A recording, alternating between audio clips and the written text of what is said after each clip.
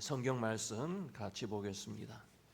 사도행전 16장 19절에서 26절 말씀. 바울이 감옥에서 찬송을 했습니다. 어떤 상황에서 찬송을 했나는 말씀을 잘 우리가 생각하면서 같이 교독하겠습니다.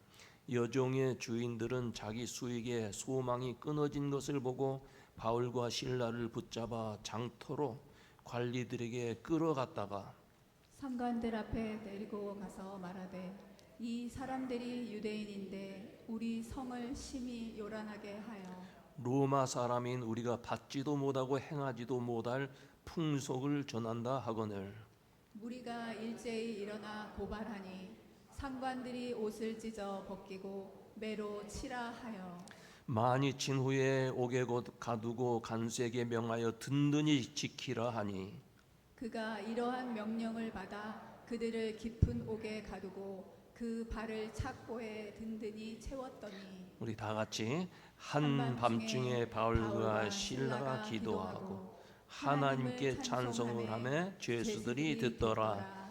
이에 갑자기 큰 지진이 나서 옥터가 움직이고 문이 다 열리며 모든 사람의 매인 것이 다 벗어진지라.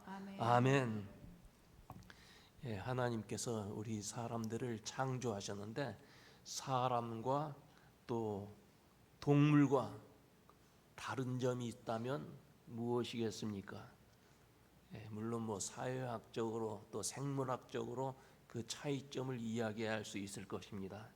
그러나 근본적으로 다른 것은 사람은 예배하는 존재라는 말입니다. 짐승은 아무리 머리가 좋고 똑똑해도 예배 드리지 못합니다. 소나 말이나 또 사람 비슷하게 생긴 원숭이나 이런 것들은 예배할 수가 없습니다. 사람만이 하나님의 형상대로 창조된 영적 존재이기 때문에 하나님을 찾게 돼 있고 예배하게 돼 있고 무의식적으로도 하나님을 찾고 예배하게 창조되었어요.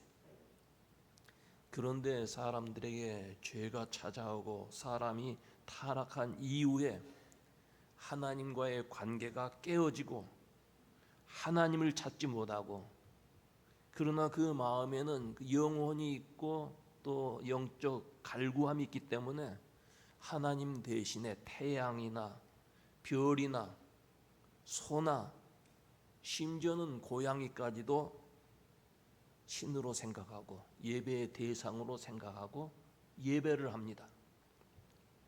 특히 사람들은 태양이 인간의 그런 그 능력을 뛰어넘는 초월적인 신이라고 생각하고 태양 섬기기를 좋아합니다. 옛날에 이집트에는 라라고 하는 태양신이 있었어요. 그리고 그 태양신의 아들들을 뭐라고 부르냐면 바로라고 불렀어요. 이집트의 왕이 바로잖아요. 그래서 바로는 태양신의 그런 그 아들이라고 숭배하게 하고 그래서 신격화했습니다. 태양으로 만드는 거예요. 그리고 불란서의 루이 14세 스스로 태양왕이라 그랬어요. 그래서 왕권은 신에게서 부여받은 것이다. 왕권 신수서를 만들어서 백성들을 지배했습니다. 북한도 태양절을 만들어서 김일성, 태양과 같은 김일성 생일을 축하하고 신격화합니다. 북한만 그런 게 아니에요. 일본도 천황을 태양의 후손이라 하여 신격화합니다. 이들은 모두 사람들의 종교심, 하나님을 찾는 그 마음을 이용해서 백성들 위에 군림하고 또 독재를 하게 된 것입니다. 하나님께서 사람을 창조하실 때 영적인 존재, 예배하는 존재로 창조하신 것은 하나님께서 우리 사람들과 깊은 관계를 갖고 사람들 통해서 영광 받으시기를 원하셨기 때문에. 짐승들은 영이 없습니다. 사람만이 영혼이 있고 그 영적인 존재예요. 그래서 우리 사람의 제1된 목적이 무엇이냐? 신앙고백서, 웨스트민스터 신앙고백서에 나와요. 사람의 제1된 목적, 하나님께 영광을 돌리고 하나님을 영화롭게 하고 그와 함께 즐거워하는 것이 영원토록 그를 즐거워하는 것이다 그랬어요.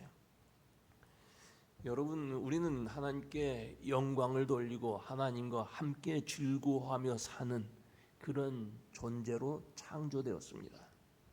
그런데 하나님을 영화롭게 하고 그를 기쁘시게 해드리는 구체적인 방법이 무엇일까요? 그것은 바로 예배입니다. 하나님께서는 예배를 통해서 영광을 받으시고 예배를 통해서 하나님의 뜻을 우리에게 알려주십니다. 그래서 우리 성도들의 신앙생활 가운데 제일 중요한 요소가 예배입니다. 물론 우리가 교회에 모여서 예배를 하는데 교회 안에는 해야 할 일들이 참 많아요. 교우들이 힘을 모아서 선교해야 돼. 구제를 해야 돼요. 또 사회 정의를 부르짖어야 됩니다. 또 교회에서 교육이 이루어지고 성도 간에 친교가 있어요. 그러나 기본적인 것은 예배예요. 예배를 통해서 하나님의 음성을 듣고 우리가 자신을 하나님 앞에 드리고 예배를 통해서 내 영혼이 강해질 때 그 힘으로 선교하게 되는 거예요. 그 힘으로 전도하는 거예요. 구제하는 거예요. 예배를 통해서 은혜 받지 못한 사람이 나아가서 구제하다 보면 자기 의의를 자랑하기 쉬워요. 예배를 통해서 하나님과 깊은 관계를 갖지 못하면 옛날에 선교사들이 제국에 외국에 나가가지고 식민 정책을 하면서 이용당하기가 쉬운 거예요. 예배가 매우 중요합니다. 근데 예배 안에는 몇 가지 필수적인 그러한 내용이 담겨져 있어요. 먼저 예배는 사람이 하나님과 영적인 교제를 하는 것 아니겠어요? 이 예배는 하나님과 우리와의 교제의 시간이에요. 그런데 교제라고 하는 게 무엇입니까? 교제라고 하는 것은 서로 대화하고 서로의 주고받는 정이 오고 갈 때 교제가 이루어지는 거예요. 그래서 예배도 마찬가지예요. 예배 안의 내용을 보면 하나님께서 우리에게 주시는 부분이 있고 그리고 우리도 하나님 앞에 드리는 부분이 있어요. 서로 오고 가고 할 때 하나님과의 깊은 유대 관계를 갖게 될 수 있다는 말씀이에요. 우리가 하나님 앞에 드리는 부분이 무엇입니까? 기도를 드리고 찬송을 드리고 헌금을 드리고 그리고 우리의 신앙 고백을 드리는 거예요. 그래서 예배 시작할 때 신앙 고백 우리가 먼저 하지 않아요? 하나님, 우리는 이렇게 믿습니다. 성부, 성자, 성령 하나님, 우리는 이렇게 믿습니다. 신앙 고백이. 그리고 순서에 따라 우리가 하나님 앞에 드립니다. 그리고 이번에는 하나님께서 우리에게 주시는 부분이 있어요. 그건 성경 말씀. 그리고 성경 말씀을 잘 풀이해서 우리가 알아듣기 쉽게 전하는 것이 설교예요. 그리고 예배 마지막에 축도가 있어요. 성부와 성자와 성령의 이름으로 우리 교우들을 축복하는 거예요. 이처럼 예배는 서로 오고 가는 가운데 상호 작용 가운데 하나님과의 깊은 교제를 갖게 됩니다. 이 영적 교제라는 말씀이에요. 여러분, 예배는 이런 순서에 따라서 드리는 것이지만 형식적으로 드리는 것이 아니에요. 마음으로 드려야 합니다. 예배는 마음으로 드리는 거예요. 영과 진리로 드리는 거예요. 요한복음 4장에 보면 예수님께서 사마리아 성에 들어갔다가 우물가로 나가십니다. 근데 그때가 지금의 낮 12시쯤이에요. 그러니까 그때 시간으로는 6시쯤 됐다 했어요. 이스라엘 사람들은 새벽 6시부터 하루가 시작되는 것으로 1시, 2시 하니까 6시면 12시 아니에요? 사람들이 유대인들은 이 사마리아 땅 가기 싫어했어요. 멸시했습니다. 사마리아 사람들.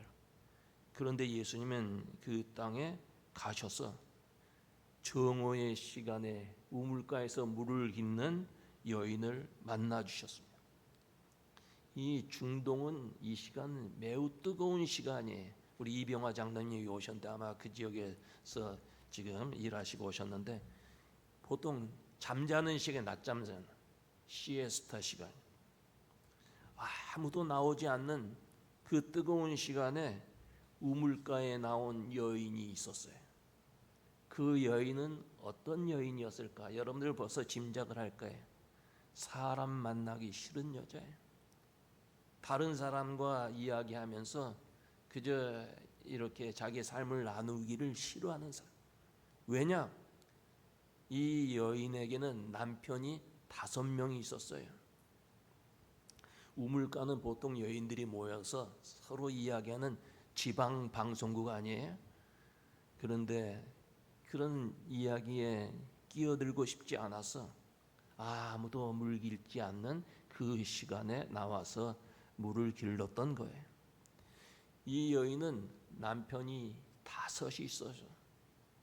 첫 번째 결혼할 때 어떤 마음으로 결혼할까요? 우리 결혼한 우리 여자 교우들은 다 아실 거예요. 첫 번째는 핑크색 꿈을 가지고 이 남편과 함께 행복한 가정을 이루겠다는 그런 마음으로 결혼을 했을 거예요. 그런데 결혼 실패했어요. 또 다른 꿈을 가지고 이제는 정말 잘 살아야죠. 2번째 결혼을 했습니다만 또 실패했어요.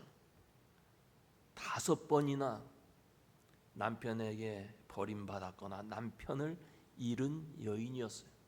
여러분 그 당시에 여인들이 아내들이 남편 실수, 나 당신하고 안 살겠어 하고 이혼할 수 있는 시대가 아니에요. 남편이 버렸을 거예요. 아니면 남편이 세상을 떠났을 거예요. 여인 혼자 살기 어려운 그런 시대에 5명 남편 버림을 받았거나 또 세상을 떠났어요. 이 여인의 인생은 허무했습니다. 5번이나 바꾸었지만 불행한 여인이었어요. 예수님이 너 남편 데려오라 그러니까 남편이 없습니다. 맞다. 지금 사는 그 남자도 네 남편이 아니라 그랬어요. 이제는 뭐 마지막에는 5번이나 그렇게 했으니까 이제 소망이 없었을 거예요. 그냥 아무나 같이 살자 그랬을지 몰라요. 지금 사는 사람도 남편이 아니라는 거예요. 마음이 허전한 사람이었어요. 마치 무엇을 가지면 행복할 것 같아서 끊임없이 구하는 우리의 모습, 만족을 하지 못하는 우리의 모습일지도 몰라요. 예수께서는 이 여인에게 물을 달라고 청하십니다. 그리고 이 물을 마시는 사람은, 이 우물에서 건져낸 이 물을 마시는 자는 다시 목마르겠지만 내가 주는 물은 영원히 목마르지 아니할 것이라고 말씀하세요. 그 이 여인이 그냥 정신이 바짝 들었어요. 이 물 나에게 주십시오. 나 다시 목마르지 않고 물길로도 오지 않을 수 있는 그런 물 나에게 주십시오. 예수님께서 이때 네 남편 데려오라 그래서 이 여인이 자신이 누구인가를 깨우쳤어요. 이 세상의 어떤 것으로는 다시 목마른다는 거예요. 이 세상의 것으로 만족할 수 없다. 다시 목마를 수밖에 없는 인생이라는 것을 가르쳐 주십니다. 이 여인이 이제는 예수님에게 대화를 싹 바꿔서 대화 주제를 바꾸어 가지고 예배에 대해서 묻습니다. 내가 보니까 선지자인데 어디에서 예배하는 곳이 가장 하나님이 기뻐하시는 예배일까요? 그 당시 나라가 북쪽 이스라엘과 남쪽 유다로 나누어졌는데 남쪽 유다에는 예루살렘이 있고 거기 성전이 있었어요. 그래서 거기서 그 하나님 앞에 예배하는데 사마리아 사람들이 내려오면 멸시당하는 거예요. 그러니까 그리심산이라고 하는 산에다가 제단을 만들어 놓고 그 사마리아 사람들은 거기서 예배했어요. 그러니까 예루살렘 성전에서 예배하는 것이 진짜입니까? 아니면 그리심산에서 예배하는 것이 진짜입니까? 어떤 걸 하나님이 더 기뻐하십니까? 이때 예수께서는 하나님은 영이시니, 하나님은 영적인 우리의 아버지시기 때문에 장소가 그렇게 중요한 게 아니다. 예배하는 사람의 마음이 중요한데 영과 진리로 예배하라. 영과 진리로 예배하는 것이 참 예배라는 말씀이에요. 여러분, 영과 진리로 예배하는 것이 무슨 뜻입니까? 영으로 드리는 예배라는 것은 하나님께 예배하는 사람이 영적 존재로서 자신을 하나님 앞에 드려야 된다는 말씀이에요. 또한 하나님의 영이 계시지 않는, 하나님보다 사람의 마음을 기쁘게 하는 예배는 헛된 예배라는 거예요. 예배를 드릴 때 우리의 영혼을 드리고 우리의 영혼을 감싸주시고 우리를 창조하신 하나님의 영이 그 자리에 임할 때 그게 참 예배지, 사람 마음 기쁘게 하는 것 참 예배가 아니라는 거예요. 가끔 그저 마음이 기쁘고 예배하다가 자기가 듣고 싶은 얘기 들었을 때 은혜 받았습니다. 물론 은혜죠. 하나님의 은혜지만 제일 중요한 것은 내 마음이 기뻐지는 게 아니에요. 하나님이 기뻐하셔야 돼. 내 예배를 통해서 하나님이 기뻐하실까? 우리는 늘 그것을 생각해야 되는 거예요. 그뿐만 아니라 하나님 앞에 예배하는 건 물질만 드리는 것 아니에요. 가장 귀한 물질이 무엇일까요? 이스라엘 백성들이 그 땅에 들어와서 몰렉이라고 하는 신을 섬겼어요. 우상에. 하나님을 섬기면서 몰렉이라고 하는 그런 우상 앞에 가서 제사를 드리는데 그 우상의 마음을 기쁘게 해야 자기들이 하늘에서 비도 내리고 소원도 이루어지고 생각해서 제일 좋은 예물을 드리는 거예요. 근데 제일 좋은 예물이 무엇일까요? 자기가 제일 사랑하는 것, 자식들 아니에요. 자식을 불에 태워서 몰록 제사를 드렸어요. 하나님은 그런 거 기뻐하지 않아요. 물질이 아니에요. 참된 예배는 마음을 드리는, 영혼을 드리는 예배입니다. 그리고 진리로 예배하라 했어요. 진리는 무엇입니까? 하나님의 말씀이에요. 진리신 하나님의 말씀이 선포돼야 된다는 거예요. 예배 시간에 세상 철학이나 사상 이런 것을 전달하는 것이 아니라 하나님의 말씀이 선포되고 그 하나님의 말씀으로 자신이 새로워지는 것이 참된 예배지, 감정적인 예배, 기분에 의해서 드리는 예배는 참된 예배가 아니라는 거예요. 예배는 하나님을 영화롭게 하는 최고의 방법입니다. 그래서 예배의 요소가 여러 가지 있다고 말씀드렸는데 오늘은 그 가운데 찬송에 대한 말씀을 나누고 싶어요. 찬송은 하나님의 은혜를 감사하고 마음속 깊은 곳에서 우러나오는 자신의 신앙 표현이, 자기의 신앙을 음악으로 하나님 앞에 드리는 것입니다. 그래서 우리가 찬송을 할 때 꼭 생각해야 할 것은 찬송의 가사, 그런 영적인 감동을 받은 과거의 사람들이 그걸 시로 썼고 음악가들이 거기에 음을 붙여서 찬송이 됐어요. 그래서 그 당시에 은혜 받았던 사람들의 심정으로 찬송의 가사를 생각하면서 하나님, 이 찬송의 가사가 내 신앙의 고백입니다. 이런 마음으로 찬송을 해야 되는 것입니다. 뉴턴이라고 하는 사람이 노예 장사였어요. 아프리카에 가서 노예를 잡아다가 노예를 파는 악랄한 사람인데 은혜를 받고 나서 그가 불렀던 찬송이 나 같은 죄인 살리신, 이 신앙 고백이에요. 또 성경에 보면 크로스비라고 하는 사람이 많이 작곡을 했는데 이 사람은 태어난 지 수개월 만에 소경이 됐어요. 앞이 캄캄하잖아요. 절망하잖아요. 그러나 하나님의 은혜를 받고 나서 나의 갈 길 다 가도록 예수 인도하시니, 그 소경의 인생길이 얼마나 어둡겠어요. 얼마나 암울하겠어요. 그러나 나의 갈 길 다 가도록 예수 인도하셨네요. 반석에서 샘물 나게 하신다. 자신의 신앙을 고백한 거예요. 우리들도 찬송할 때 찬송의 가사가 우리들의 신앙 고백이 되어야 하는 것입니다. 찬송이 참 귀해요. 우리 교회 찬양팀들 얼마나 은혜롭게 참 잘 인도하는지 몰라요. 여러분, 천국에 가면 직접 주님과 만나서 우리는 대화할 거예요. 직접 하나님 주님의 말씀을 들을 것이고 얼굴과 얼굴을 대할 것이에요. 그래서 천국 가면 여러분 설교 듣지 않아도 돼요. 주님으로부터 직접 말씀 듣는 거예요. 철야기도 금식기도 하지 않아도 돼요. 목사인 제가 천국에 가면 잡을 잃을 것 같아요. 거기는 설교도 필요 없어요. 우리 주님과 직접 대화를 나누는 것이. 그러나 한 가지가 있는데, 우리 성도들이 그곳에 가면 천군 천사들과 함께 계속해서 찬송할 거예요.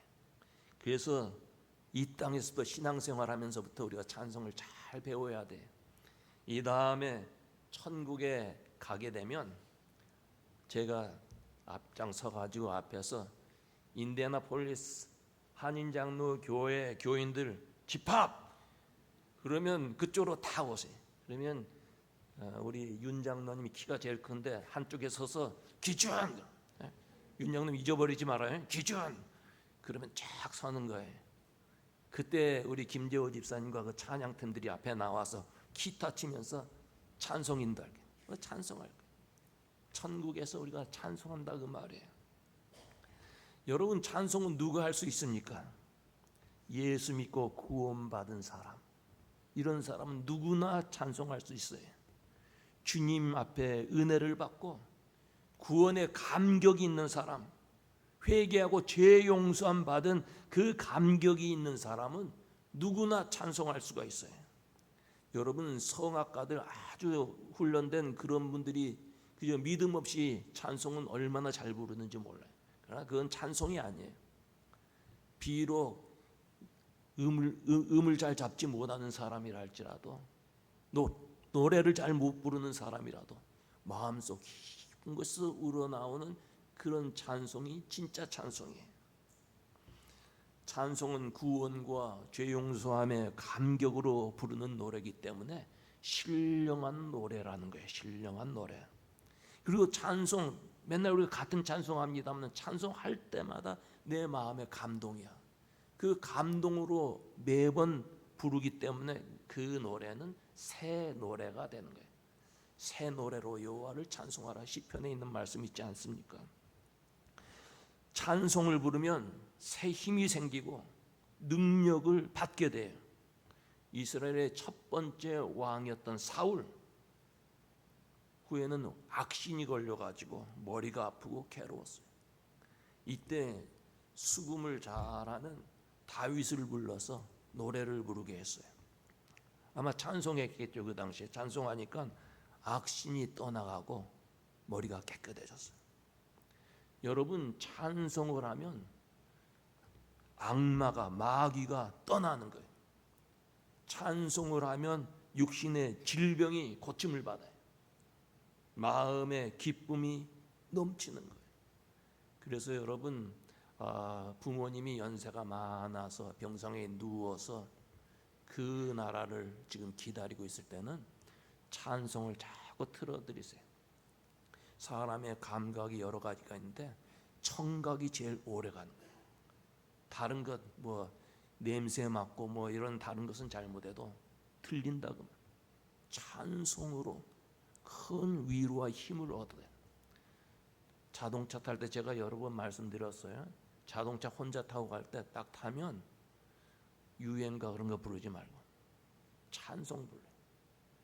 크게 해도 괜찮아요. 찬송하면 은혜의 눈물이 흘러요. 마음이 평안해지고 영혼과 육신이 치료를 받게 돼 있어요. 저는 이 예배당 와서 기도할 때 아무도 없을 때 들어오면서 찬송하고 들어요. 얼마나 큰 은혜가 되는 줄 몰라요. 그래서 이 세상에서는 뮤직 테라피라는 게 있어요. 요새는 음악으로 병을 치료해요. 뮤직 테라피. 또 의사들은 약물 치료를 하고 심리 치료를 하고 상담 치료를, 그거 다 필요한 거예요. 우리에게 다 필요한 거예요. 그런데 예수 믿는 우리에게는 또 다른 치료가 있어요. 무슨 치료가 있습니까? 말씀 치료, 찬송 치료, 기도 치료가 있어요. 그런 치료로 우리의 영혼과 육신이 치유되고 새로워지는 거예요. 찬송은 마음의 유혹과 시험을 물리치는 힘이 있습니다. 초대교회 교인들이 예수를 믿을 때 쉽지 않았어요. 그 당시는 예수 믿는다면 목숨 걸어야 돼. 지금은 너무나 우리가 쉽게 신앙생활하지만 그 당시는 목숨 걸고 예수 믿었어요. 그리고 로마 사람들이나 또 유대 동족에게도 핍박을 받아서 옛날에 공동묘지 굴 속으로 들어가서 숨어서 예배를 드리면서 그들은 찬송했어요. 찬송을 하고 영적 힘을 얻었어요. 오늘 본문에 나오는 바울과 실라, 빌립보성, 그 빌립보성에 가서 전도를 하다가 결국은 감옥에 갇히게 되었어요. 수갑이 차이고 무거운 착고가 차였어요. 이 감옥문이 굳게 닫혀 있어요. 근데 그 밤중에 이들은 낙심하지 않고 그 자리에서 기도하고 찬송을 했어요. 오늘 본문에 나오잖아요. 찬송했어요. 그때 다른 죄수들이 그 찬송 소리를 들었어요. 그런데 기적이 일어나지 않습니다. 그 터가 움직이는 지진이 일어나고 옥문이 열리고 묶어놓았던 착고가 풀렸어요. 이것을 본 간수가 얼마나 놀랐겠어요. 간수가 와서 선생이여, 우리가 어떻게 해야 구원을 얻습니까? 간수가 죄인에게 선생이여 하면서 구원의 방법을 묻습니다. 이때 그 유명한 주 예수를 믿으라, 그리하면 너와 내 집이 구원을 얻으리라, 그 유명한 말씀이 나오는 거예요. 찬송을 할 때 옥문이 열렸어요. 묶어놓았던 것들이 다 풀려졌어요. 여러분, 우리가 찬송함으로 바울과 실라의 착고가 풀리고 감옥문이 열리듯이 오늘 우리들을 묶어놓은 그런 착고들 다 풀어지고 우리의 앞길을 막는 그런 문들이 열리기를 바랍니다. 찬송할 때 이런 은혜가 있다고 말해요. 6.25 동란 때 경북에 포로 수용소가 있었어요. 거기에 영천 포로 수용소인데 예수 믿는 반공포로가 한 사람이 있었습니다. 반공포로인데 이 사람이 예수 믿으니까 기도하고 싶은데 조용한 자리가 없어요. 그래서 찾아간 것이 화장실이에요. 그런데 화장실 옆 칸에서 이상한 소리가 들립니다. 그러면서 가만히 들어보니까 하나님 아버지, 우리 마누라 한 번만 보게 해 주십시오 하는 눈물 섞인 기도였어요. 그는 너무 반가워서 노크를 하면서 나도 예수 믿는 사람입니다. 문을 열어봤는데 그 안에 있는 사람이 인민군 장교예요. 얼마나 반가운지 서로 얼싸안고 한동안 말을 잇지 못했습니다. 그래서 그 인민군 장교에게 어떻게 예수를 믿게 되었느냐 동기를 물어봤더니 어느 전투에서 미군에게 포로가 되었는데 포로 잡힌 사람들에서 자기 같은 장교 6명 거기 있었나 봐요. 나오라 그러더니 6명에게 삽을 하나씩 다 주면서 구덩이 파라는 거예요. 야, 이제 구덩이 파면 거기에 우리를 죽여서 묻을 것 같은 예감이 들었어요. 그런데 그 소문에 의하면 미군들은 예수 믿으면 살려준다, 그런 말을 들었어요. 그래서 미군에게 헬로, 예수, 아멘, 오케이, 그 아는 영어가 그거니까 그러니까 미국 사람이 뭔가 얘기하고 싶은데 말이 안 통하니까 통역을 불러서 무슨 얘기냐랬어요. 자기 예수 믿는다는 거예요. 그때 그 미군이 그러면 찬송가 하나 불러봐라 그래서 평생 찬송 불러본 적도 없는데 안 부르면 죽일 것 같은 생각이 들면서 찬송을 하던 아내의 모습이 떠올랐습니다.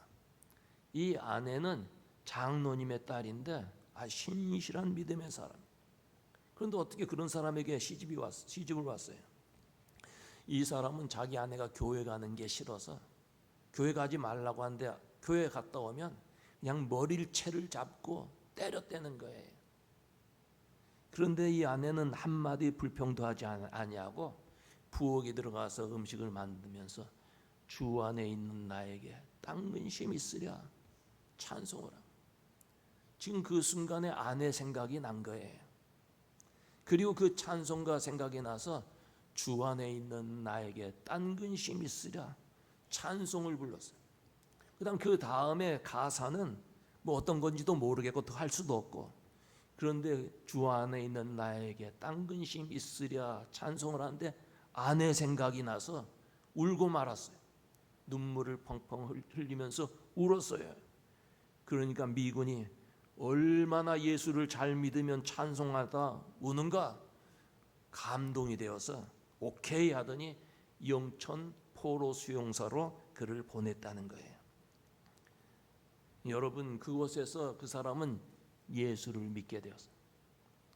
아내가 부르던 찬송이 남편을 살렸어요.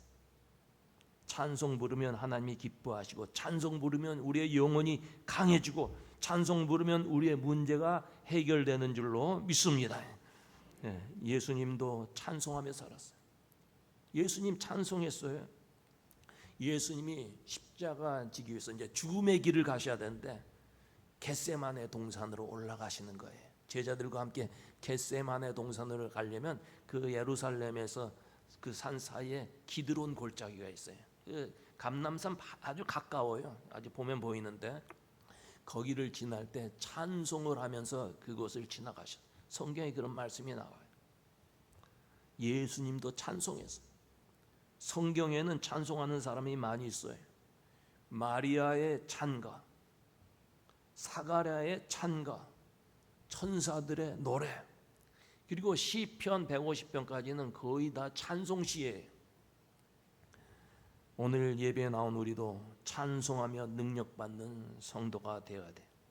찬송하며 사탄의 시험이 이기고 찬송하면서 육신의 질병이 고침받고 찬송하면서 마음의 평안을 누리고 찬송으로 승리하는 성도들이 되어야 된다는 말씀이에요. 찬송할 때 그냥 부르면 안 돼요. 깊이 가사를 생각하면서 하나님 이게 내 신앙의 고백입니다. 그런 마음으로 찬송하는 거예요. 오늘 현대는 예배를 잃어버린 시대가 되어가고 있어요. 영과 진리로 드리는 예배가 차츰 사라지고 하나님 중심이 아니라 인간 중심의 예배로 변해가고 있는 그런 모습이 있습니다. 교회 안에 최고의 음향 시설을 만들어 놓고 사람을 위한 즐거운 노래는 있지만 하나님을 향한 찬송이 메말라가고 있어요. 하나님께서는 예배하며 찬송하는 사람 기뻐하시고 그런 사람을 축복해 주신 거예요. 우리도 힘들고 어려울수록 삶의 위기를 느낄수록 사마리아 여인처럼 허전하고 영적으로 목이 마를수록 더욱 영과 진리로 예배해서 하나님께 영광 돌리고 하나님의 놀라운 은혜를 체험하는 우리 교우들 되시기를 주의 이름으로 축원합니다.